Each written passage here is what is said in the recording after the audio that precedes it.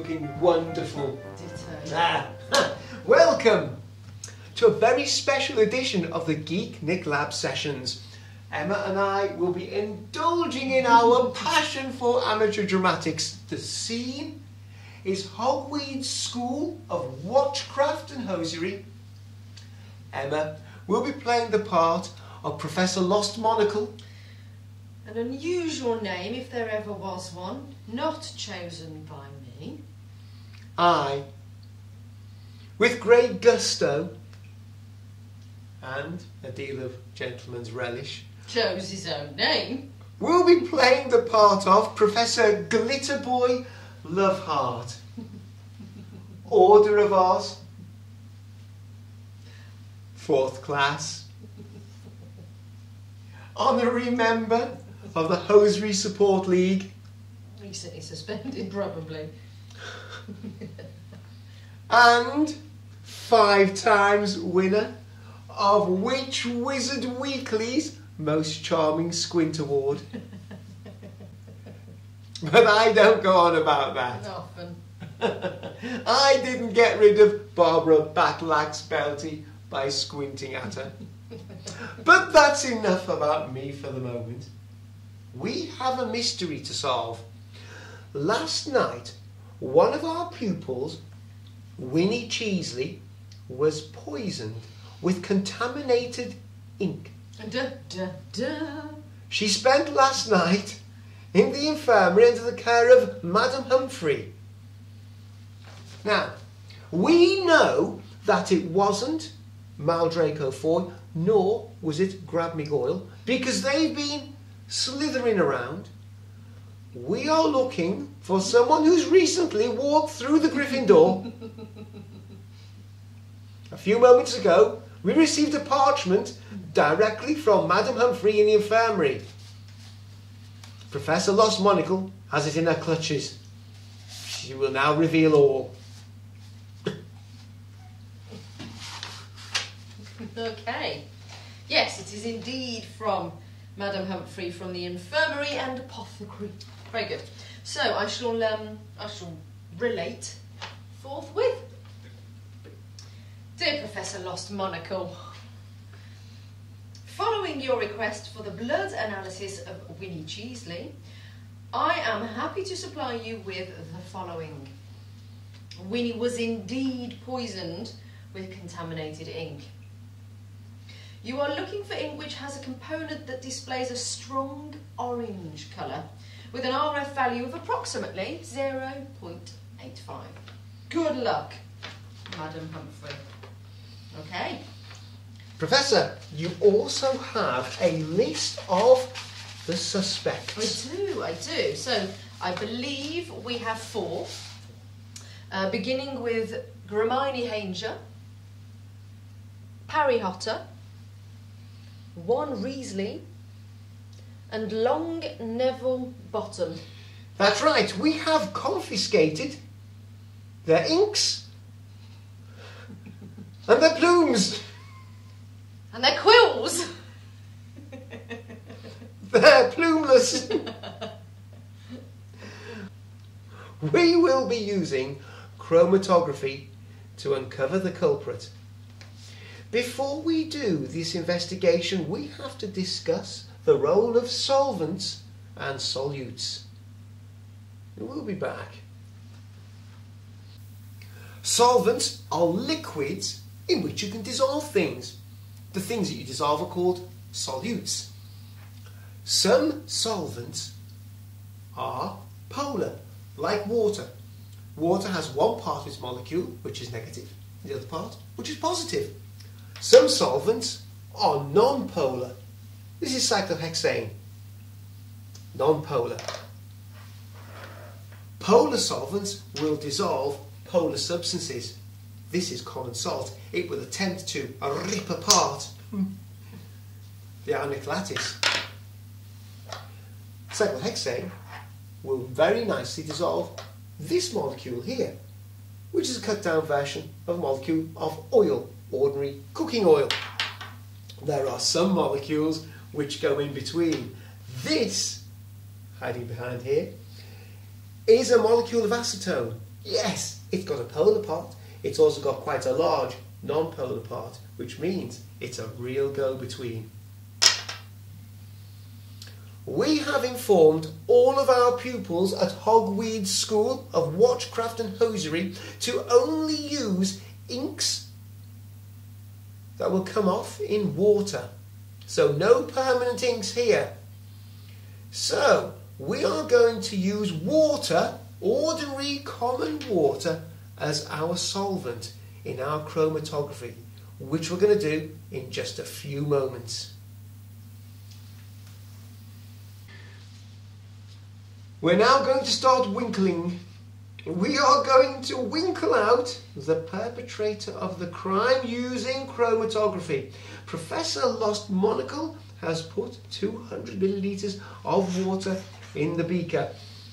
The professor is now going to put a starting line on our chromatography paper about 1 centimetre from the bottom using ordinary pencil, because graphite will have no part whatsoever in this process of chromatography. It won't upset the result. Right then. Now, for chromatography, we have the stationary phase, the phase that does not move. This is the chromatography paper. Emma, Professor Lost Monocle, is now putting a blob of each of the culprit's ink on the starting line. We're also going to be marking with a coloured pen the top of the paper so that you can see on camera exactly what's happening. As well as the stationary phase, we have the mobile phase. Now the mobile phase in this case is the solvent. It's water. And the mobile phase will gradually be soaked up and up and up as time goes on. And it will take with it those parts of the inks which are soluble in water. And it will take them up by an amount which is their solubility. And these inks typically are made up of different components, each with a different solubility. And as you'll see, typically with a different colour as well. And that will distinguish the ink that was used to poison Winnie Cheesley. How are we doing, Professor? Good. We're nearly there. Only one blob to go. Now don't forget, This one blobs a lot. it's got a wide nib. Now he just needs a spot. Oh, here we go. Oh, oh, now let's have a look. Let's see how we've got enough on there. Yeah, I think so. I think that's very good indeed. Hurrah. Now then, what we're going to do is we're going to take this and eyeball it just to make sure. I wouldn't put it in right now at the side, the way we tend to do it. Let me show you. You'd like me to turn it round then? So that you can see, are our blobs going to go in the water? Because no good, we don't want them in the water. We want the bottom of the paper in the water and our blobs not. Would you? Yes, so long as the paper doesn't touch the side. We don't want it touching side. And we're off. Look at that. That's marvellous. Okay, good. And now we leave it. We wait. And the culprit will be revealed.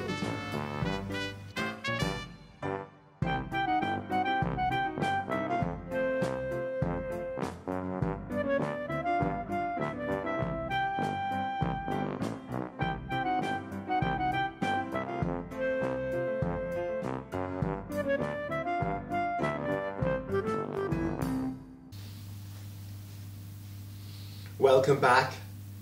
I think we might well have winkled out our perpetrator.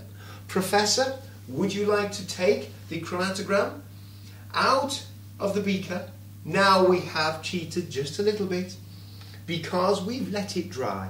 There's nothing worse than trying to measure on a wet piece of paper. Professor, what do you think? Right, okay, big reveal. Drum roll. The culprit, I do believe, is Long Neville Bottom. No. He's the guy. Yes, the one. you can clearly see that there is orange and bright orange as part of his ink.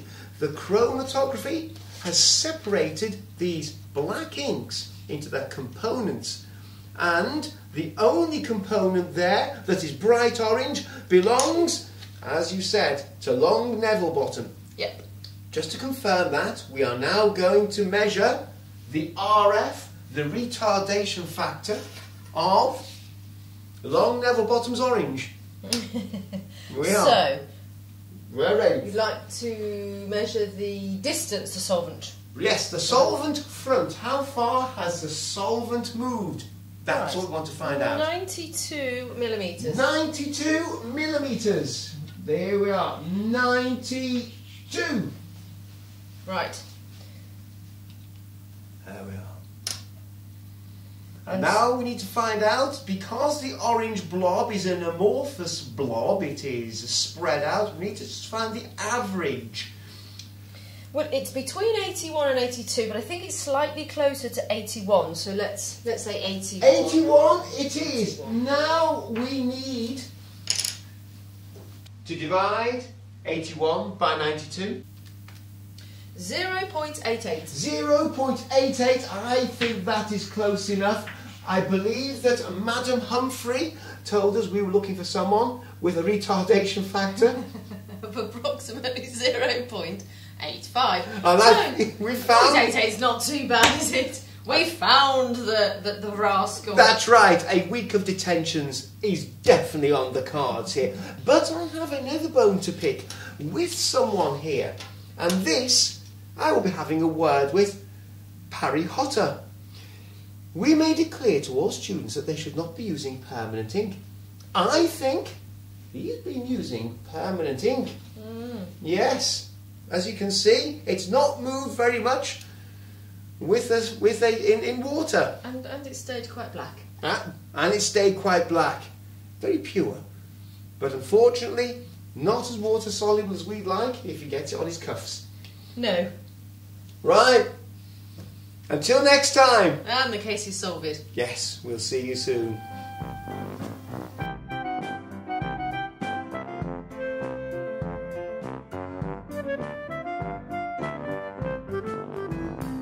Before we uncover What are we uncovering? Before we... What are we actually doing? No, I actually don't know. It's a lovely day outside. There's something in your eye.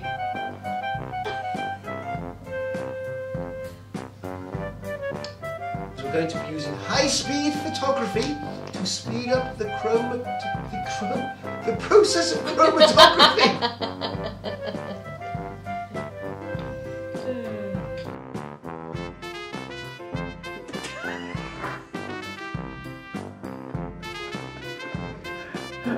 To winkle out the perpetrator of this dreadful crime. Look at it. Long Neville Bottom. Oh, Oh, blimey. oh, That is a big one. no, it's not going to work. Oh, you're joking me. Of course it is. No, it's not going to work. It's too big. You're biting the same amount of blob.